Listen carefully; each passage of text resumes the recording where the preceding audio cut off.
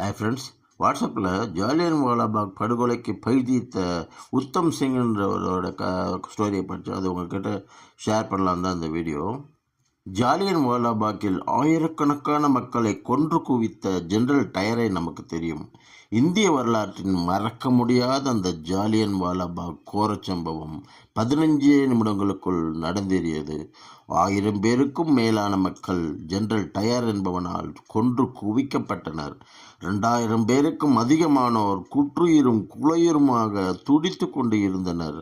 ஒவ்வொரு துப்பாக்கி வீரனும் 33 ரவுண்டு சுட்டு இருந்தான்.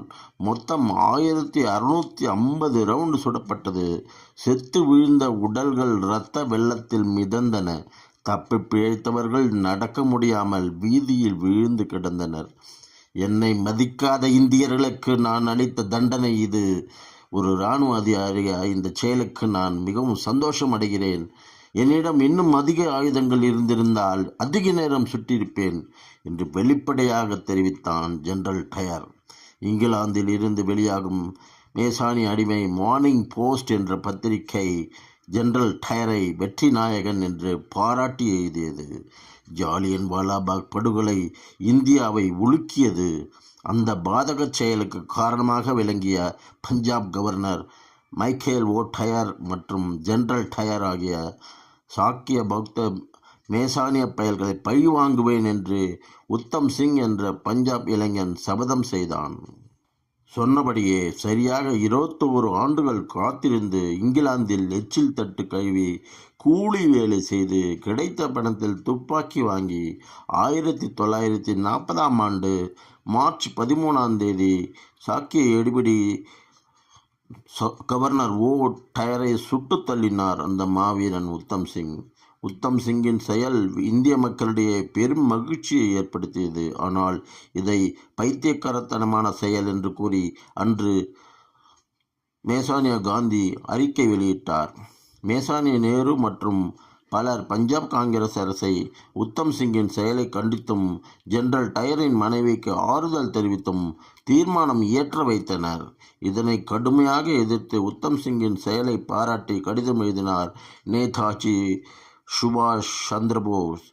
காந்திக்கும் நேதாஜிக்கும் பிளவு ஏற்பட்டு நேருவின் சதியால் காந்தியால் நேதாஜி காங்கிரஸில் இருந்து திட்டமிட்டு இழிவுபடுத்தப்பட இது ஒரு முக்கியமான காரணமாகவும் அமைந்தது. அந்த கொலை வழக்கில் மாவீரன் உத்தம் சிங்குக்கு தூக்கு தண்டனை விதித்தது இங்கிலாந்து நீதிமன்றம். தூக்கில் போட்டவுடன் இங்கிலாந்து மண்ணிலேயே என்னை புதைத்து விடுங்கள். இத்தனை ஆண்டுகள் இந்திய மண்ணை இங்கிலாந்து ஆண்டது போல் பௌத்த அடிமை இங்கிலாந்தின் 6 அடி மண்ணை ஒரு இந்தியன் நிரந்தரமாக அபகரித்து கொண்டான் என்பது ஒரு மாறாத அவமானமாக உங்களுக்கு அமையட்டும் என்று முழங்கினார் எழுச்சி வீரன் உத்தம் சிங். ஜூலை 31, 1940 அன்று அவர் வந்தே மாதர கோஷத்துடன் தூக்கு கயிறை முத்தமிட்டார். தியாகச்சிங்கம் என்று அழைக்கப்பட்ட அவரது உடல் சீக்கிய மதச்சடங்குகளுக்கு தடை விதிக்கப்பட்டு சிறைச்சாலையில் புதைக்கப்பட்டது. பஞ்சாப் மாநிலம் சுல்தான்பூர் சட்டமன்ற தொகுதி உறுப்பினர் எஸ் சாது சிங் உத்தம் சிங்கின் எலும்புக்கூடுகளையாவது இந்தியாவுக்கு எடுத்து வர வேண்டும் என்று மைய அரசிடம் கேட்டுக்கொண்டார். அன்றைய நிலையில் சாக்கிய மேசானியர்களை எதிர்த்த பிரதமர் இந்திரா காந்தி இதற்காக முயற்சிகளை எதிர்த்துக்கொண்டார்.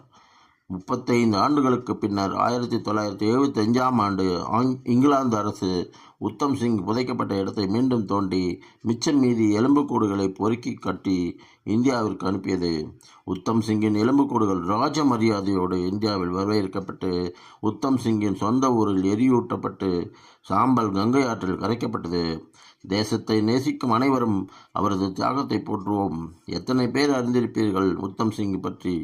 இந்த பதிவை படித்தறிந்து இந்த கால தலைமுறையையும் உத்தம் சிங் பற்றி தெரிந்து கொள்ள செய்யுங்கள். உங்கள் குழந்தைகளுக்கு மாபெரும் வீர வரலாற்றை உணர்வாக சொல்லிக் கொடுங்கள்.